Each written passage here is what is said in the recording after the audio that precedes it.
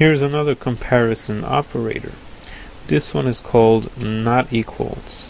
Very simple to understand.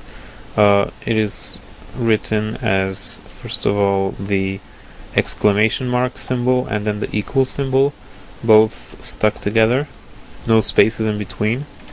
And what it will do, obviously, is it will test to see if both of these values, whatever they are, whether it's a number or a variable or something, it will test to see if they are not equal.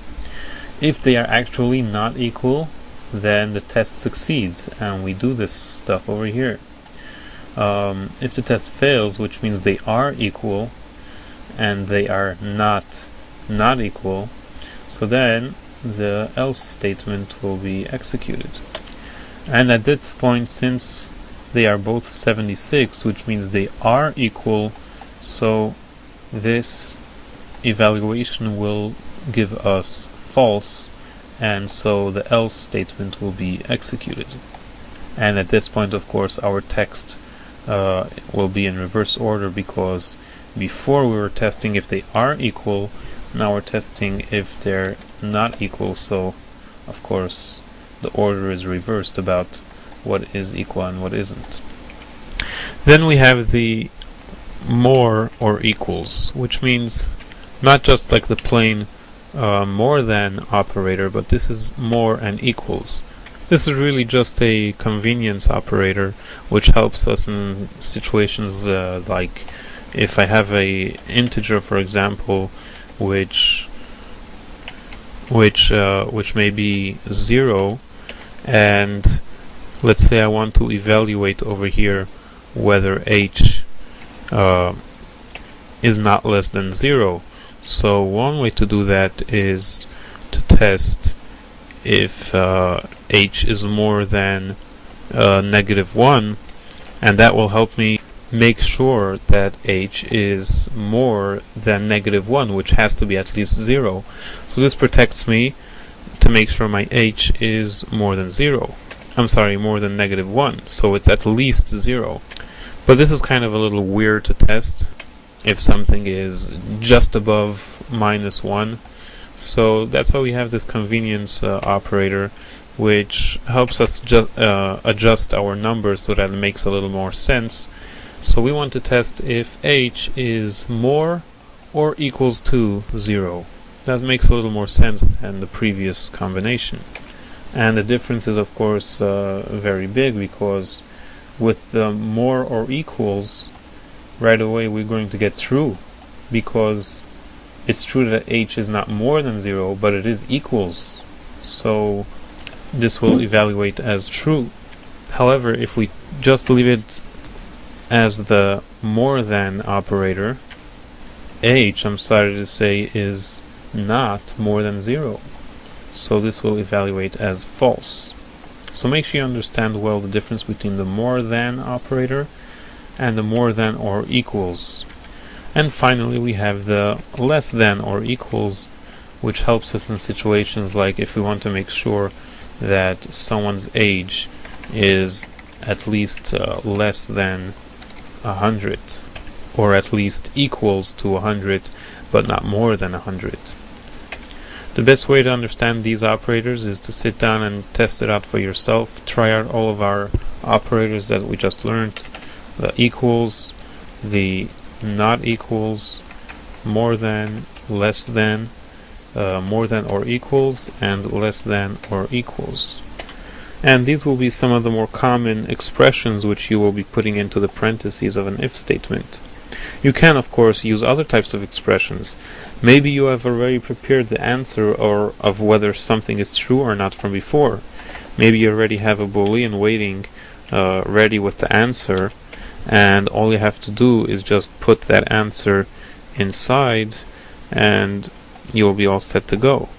So if h is actually true, he will succeed, and if h is false, he will fail. If for some weird reason you want to force an if statement to always be true, you can do just something like if true, and for false you would do if false. And you can also use that number values Anything that is zero will be anything that is other than 0 will be true, even negative numbers, and 0 will always be false. Using all the stuff we just learned, let's try to make a real guessing game. So let's have our number. Let's leave it at 76 as a good number, and then let us make a variable which we will use later on to store what the player's guess is. And now let's start the game. Let's play guess my number. Okay. Then let's print type in a number from 0 to 100. Now let's try to use some magic which will allow us to make the user type in something, and we will use that as our player's guess. So this is the magic that we are going to use. CIN,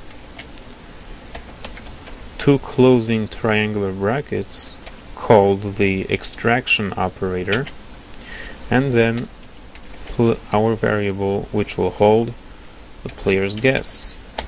What this magic does is it waits for the user to type in a number, and it will put that number into the variable player's guess.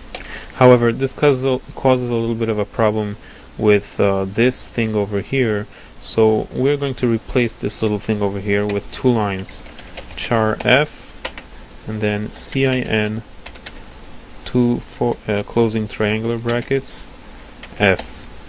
This should keep the window from closing right away when he's done with the game, and should wait for you to type something in and then close the program. Again, this is because we are starting to use CIN with the 2 closing triangular brackets. That's why we can't use what we were using until now, for reasons we will explain some other time.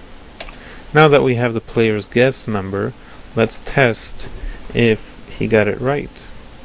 If player's guess is equals to the number, then let's print out